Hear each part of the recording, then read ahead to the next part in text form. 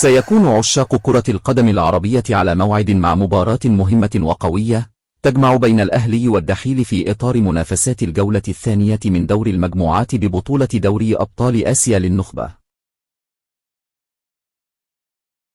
يحلل الأهلي ضيفا ثقيلا على نظيره القطري، حيث يتوقع أن تكون المباراة على جانب كبير من القوة والندية، نظرا للشعبية العريضة التي يتمتع بها الفريقين.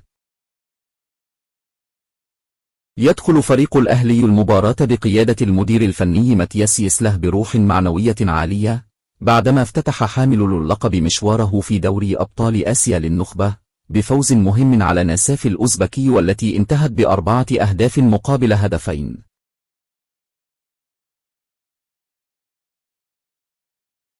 ويتسلح فريق الأهلي بالقوة الهجومية الضاربة للفريق، والمكونة من إيفانتوني ورياض محرز وفراس البوريكان، ومع ثنائية الوسط فرانكيسي وأتنجانا، والمدافع الكبير إيبانيس، والحارس السنغالي العملاق إدوارد ميندي.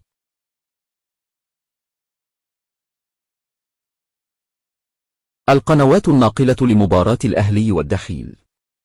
وستكون مباراة الأهلي والدحيل القطري منقولة عبر شبكة قنوات بي إن سبورتس القطرية، والحاصلة على حقوق النقل الحصري لبطولة آسيا للنخبة هذا الموسم في منطقة الشرق الأوسط وشمال أفريقيا.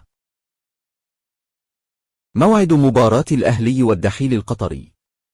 ومن المقرر أن تنطلق صافرة بداية مباراة الأهلي والدحيل يوم الاثنين الموافق 29 سبتمبر الحالي، وذلك في تمام الساعة 9:15 مساء بتوقيت مكة المكرمة والقاهرة، بينما ستكون في تمام 10:15 بتوقيت أبو ظبي. وجدير بالذكر أن الدحيل تعرض للهزيمة على يد الهلال في الجولة الأولى من المشوار الآسيوي في المباراة التي انتهت بثنائية مقابل هدف وحيد. لا تنسى الاشتراك في القناة وتفعيل زر الجرس ليصلك كل جديد.